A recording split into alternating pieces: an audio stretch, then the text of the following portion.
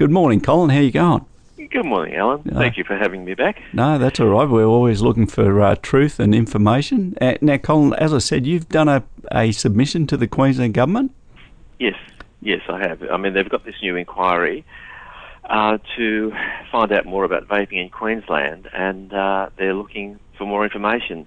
So, yes, I've made a submission, and I think anyone who's interested in this issue should provide them with information. Yeah. So, where do you think, in particular, the Queensland Government has gone wrong in their approach to reducing smoking rates in Queensland?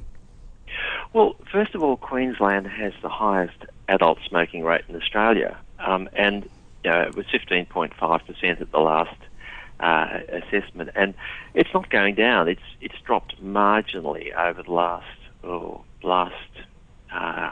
or 8 years. So they're making very little progress in dealing with what's the leading preventable cause of death and illness in Australia, and that's a big problem.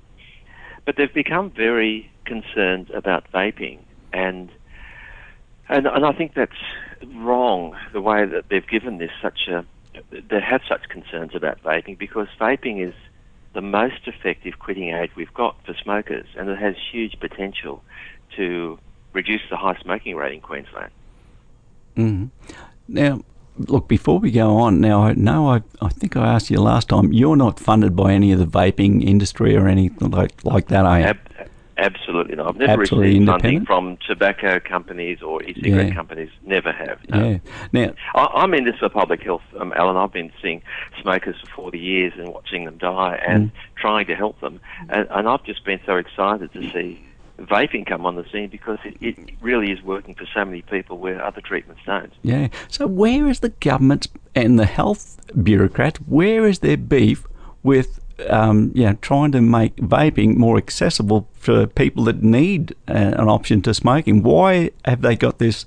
Is it a philosophical stand on the line type of approach? Or? Look, I think you're on the right track there.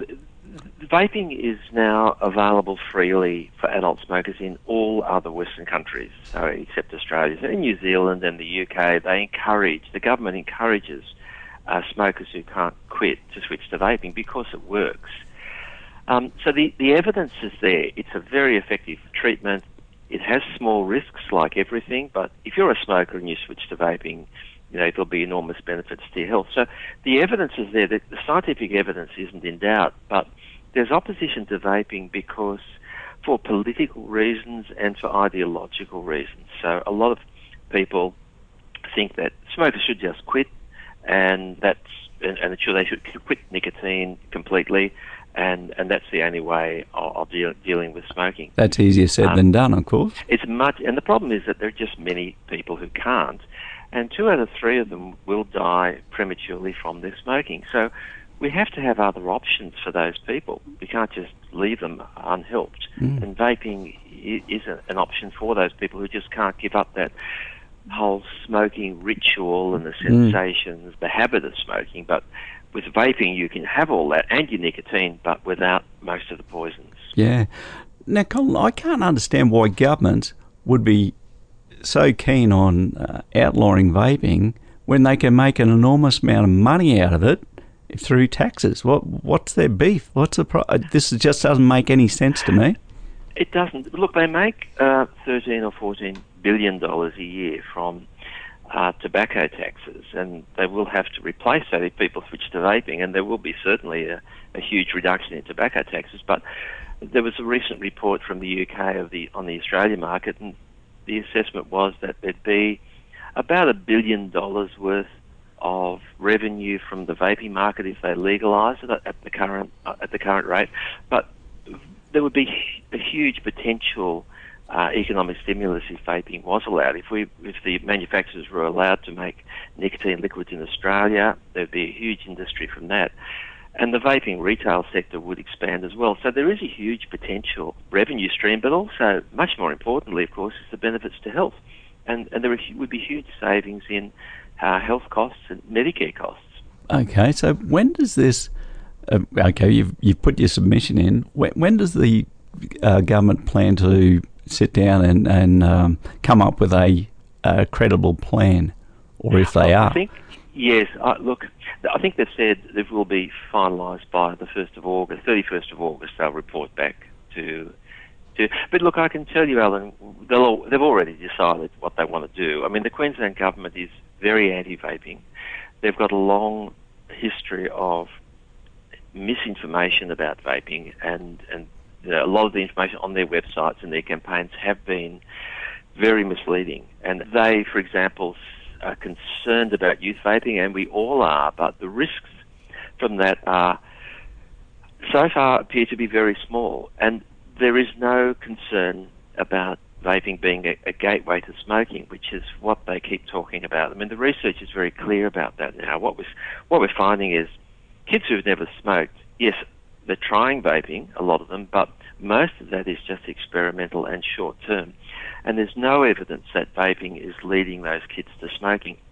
In fact, it's having the opposite effect. What we're finding in many countries is that as vaping rates go up amongst young people, smoking rates go down faster than ever. And we think that vaping's diverting kids away from smoking and reducing smoking. Yeah.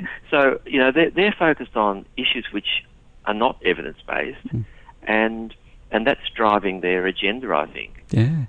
Whereas, basically, what we need to do is make these products available for adult smokers to help them quit and keep them away from kids. And we can do that to a large extent.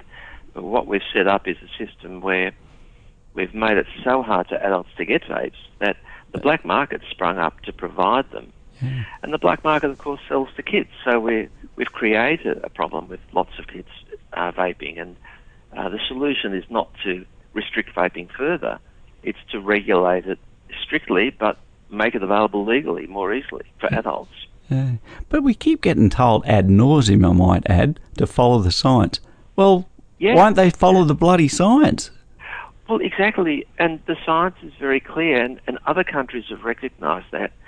Even our peak health bodies in Australia are spreading misinformation about vaping. Our peak health body, the National Health and Medical Research Council, came out with a report last year on vaping full of misinformation and scientific errors and bias. And a group of 11 Australian and international experts looked very carefully at this, pulled it apart, and concluded it wasn't fit for purpose and it wasn't up to the standard we would expect of our National Health and Medical Research Council. So even at that level, at the highest levels in Australia, I think the ideology, the politics, the vested interests are influencing the way we see the issue of vaping. It sounds like follow the money to me, Colin.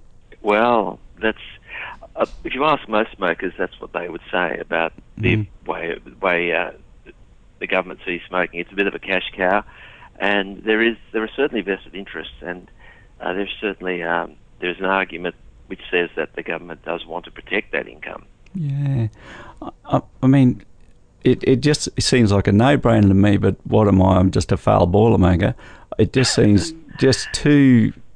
Yeah, that's the right way, and that's the right. We're the only place in the world, did you say, that has got this in the point of view? World, yeah, the only country, like in the UK, Canada, New Zealand, the US, across the European Union, these products are legally available without a prescription. Australia is the only country in the world to require smokers to get a prescription to vape. They can go to the supermarket and buy cigarettes, but to get a product that's 95% safer that helps them to quit, they have to find a doctor who will write a script. And they're not going to do that rigmarole. Yeah, well, that's what less than 1% will do it anyway. And secondly, they're encouraged to go and find a pharmacy that sells it, and there's very few pharmacies that sell it. And the doctors are being told, oh, we don't like vaping, and so they won't even support it. Yeah. So people are going to the black market to get these products, and then they're buying unregulated, dodgy products. I mean, it's created a real mess. Yeah, I mean, the rest of the world's wrong and Australia's right. I don't think so, Colin. I don't think so. Absolutely, but we hear this all the time. They say, well, we'll be shown, we're leaders in tobacco control. We know what we're doing, and we've been right before, so we must be right this time, and the other countries will find out in the future. But what we're finding is that in other countries that have vaping, smoking rates are falling much faster than they are in Australia. So in New Zealand, where they legalised and regulated vaping 2 years ago, the smoking rate fell by 33% in 2 years. That's incredible. 2 years. In Australia, over the last 8 years, our smoking rate has fallen by 1.7% per year. And we're seeing that in lots of other countries where smoking decline has accelerated since vaping became available because people want to do it. It's the most popular quitting aid in the world, and it's the most effective. And people shouldn't have to jump through hoops to improve their health that way. Absolutely. Dr. Colin Mendelsohn, thank you very much for your time today, and we'll keep in touch with this madness that is just typical government intervention. They're just idiots. I couldn't agree more. Thank you very much, Alan. No worries, Carl.